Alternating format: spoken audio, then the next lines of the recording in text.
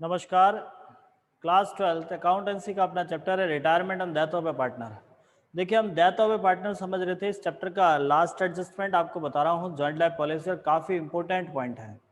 Exam के point of view से यदि हम देखते हैं तो बहुत इंपॉर्टेंट पॉइंट आता है, और जनरली इसमें से पर्टिकुलर प्रश्न आता है इसी टॉपिक का कि जॉइंट लाइफ पॉलिसी होती क्या है। देखिए, रिटायरमेंट के टाइम में आपने जॉइंट लाइफ पॉलिसी समझा था, वो अलग था, और डेथ के टाइम में अलग है। आपके दिमाग में प्रश्न चला कि सर रिटायरमेंट एंड डेथ में क्या फ़र्क है, क्योंकि जो बाकी के जितने भी एडजस्टमेंट हैं वो रिटायरमेंट एंड डेथ में लगभग सेम है, सिमिलर है, कोई ज़्यादा चेंज नहीं है। लेकिन पॉलिसी का एडजस्टमेंट दोनों में अलग अलग होता है। ऐसा क्यों होता है? क्योंकि पॉलिसी एक ऐसी चीज़ है जिसका फाइनली पेमेंट दो ही कंडीशन में रिसीव होता है, या तो पॉलिसी का टाइम पीरियड पूरा हो जाए या किसी व्यक्ति की डेथ हो जाती है। रिटायरमेंट में दोनों ही नहीं होते हैं। रिटायरमेंट में आप उस पॉलिसी को टाइम पीरियड पहले सरेंडर कर लेते हो, बंद कर लेते हो, और जो भी वैल्यू रिसीव होती है उसे हम सरेंडर वैल्यू रिसीव करके फिनिश करते हैं। लेकिन डेथ के टाइम में तो रियलिटी में आपके पार्टनर डेथ हो रहा है तो आपको पॉलिसी का पूरा पैसा आएगा, वहां कुछ अलग एडजस्टमेंट है। आज हम इस पॉलिसी के एडजस्टमेंट को कंप्लीट करते हैं। हमारे पास दो स्थितियां रहती है। पहली कंडीशन ये है कि जब आपने पॉलिसी को सभी साझेदारों के जीवन पर अलग अलग लिया है, मैं यहाँ लिखता हूं, जब सभी साझेदारों के जीवन पर अलग अलग पॉलिसी ली हो। जब आप जितने पार्टनर हैं उन सभी पार्टनर के लाइफ पे अलग अलग पॉलिसी ली है, तब आपको क्या काम करना है।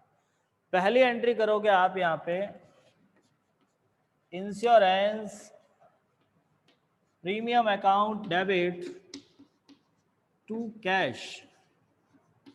फर्स्ट एंट्री करनी है आपको, insurance premium account debit to cash account.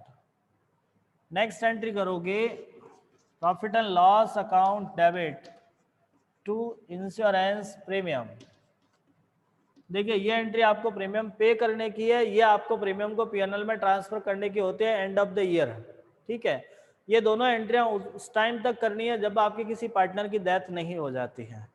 जैसे ही किसी पार्टनर की डेथ होती है, आपकी कंपनी आपका पॉलिसी का पैसा ड्यू करती है। तो जिस दिन आपकी किसी पार्टनर की डेथ हो गई, आपका पॉलिसी का अमाउंट ड्यू होगा, उस समय आप एंट्री करोगे insurance company account debit to life policy. Insurance company account debit to life policy. ध्यान रखिएगा, ये एंट्री उस दिन करनी है जब आपकी किसी पार्टनर की डेथ हो जाती है। ये दोनों एंट्रियां उस समय तक करनी है जब तक किसी पार्टनर की डेथ नहीं होती है। आप उससे पैसा पेमेंट कर रहे हो, उसका प्रीमियम में ट्रांसफर कर रहे हो।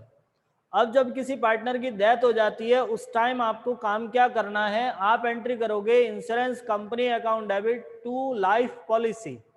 और यहाँ अमाउंट कैसे लिखोगे, यहाँ देखोगे आपके जितने पार्टनर हैं उन सबके पार्टनर पे अलग अलग पॉलिसी है।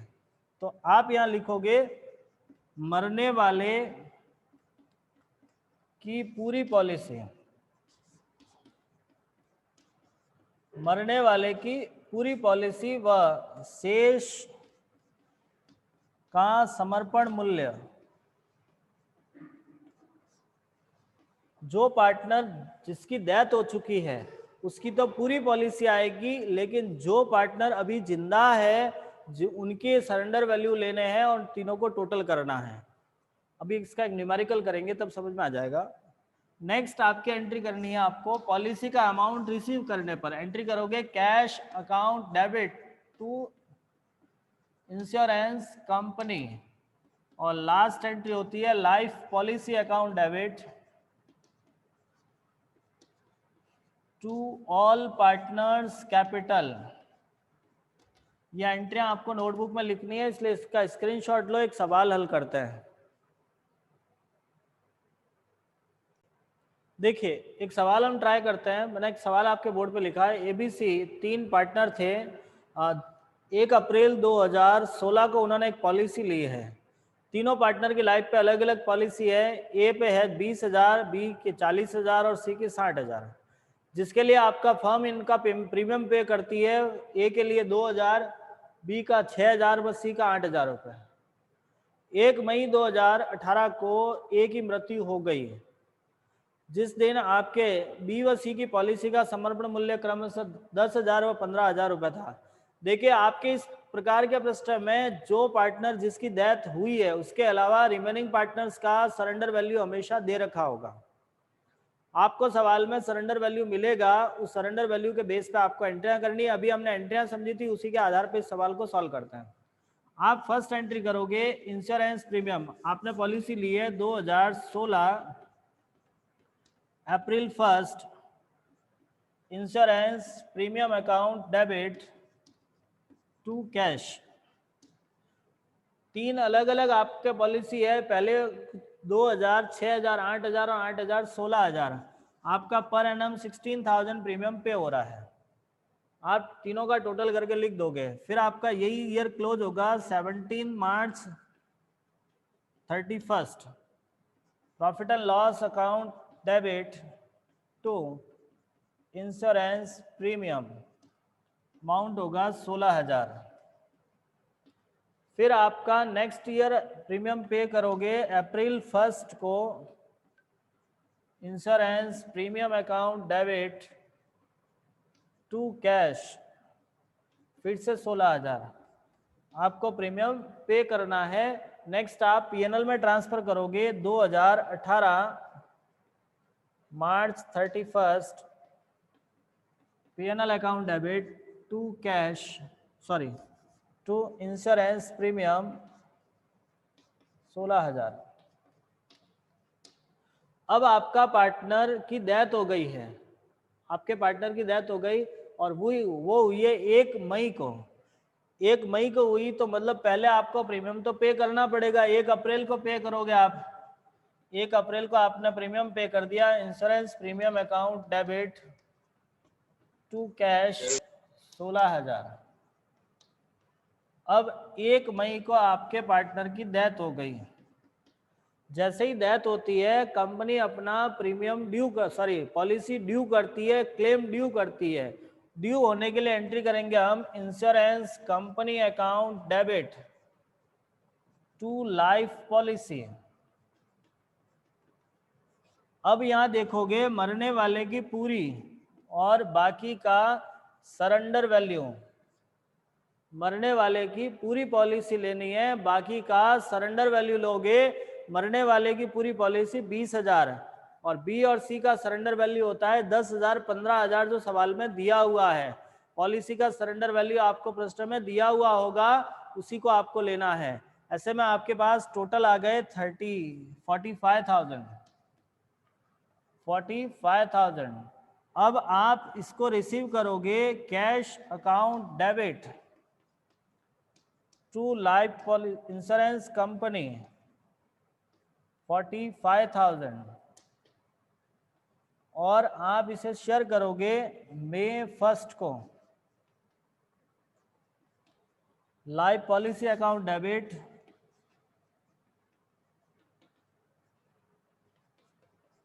To ABC, A is capital, B is capital और 2C इज कैपिटल। अब आपके 45 को आप रेशियो में शेयर करोगे, सवाल में रेशियो नहीं दिया हुआ है तो बराबर बांटना है। 15, 15, 15 आप अमाउंट्स फिलअप करके इसको कंप्लीट करोगे। ये एंट्री आपको समझ में आ गई, इसका एक बार स्क्रीनशॉट ले लो। नेक्स्ट आगे वाला कंडीशन समझते हैं अपन। अगला पॉइंट आता है हमारे पास, जब सभी साझेदारों के जीवन पर एक पॉलिसी ली गई हो, जिसे हम संयुक्त जीवन बीमा पॉलिसी कहते हैं। जितने साझेदार हैं उन सभी पार्टनर्स की लाइफ पे एक ही पॉलिसी लिया है, जिसको हम जॉइंट लाइफ पॉलिसी कहते हैं। अब ऐसी कंडीशन में आपके पास 3 पॉइंट होते हैं। जब आपके पार्टनर पे एक ही पॉलिसी ली हुई है तब आपके पास 3 कंडीशन होते हैं। पहला आता है जब प्रीमियम को व्यापारिक खर्च माना जाए।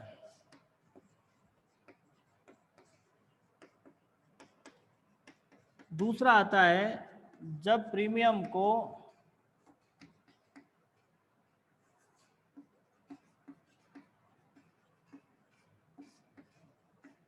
विनियोग माना जाए।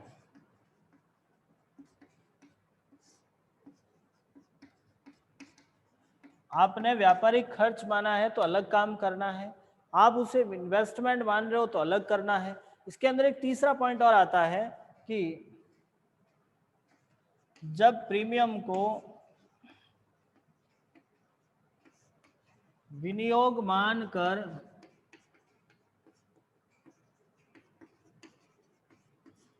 संचय तैयार किया जाए।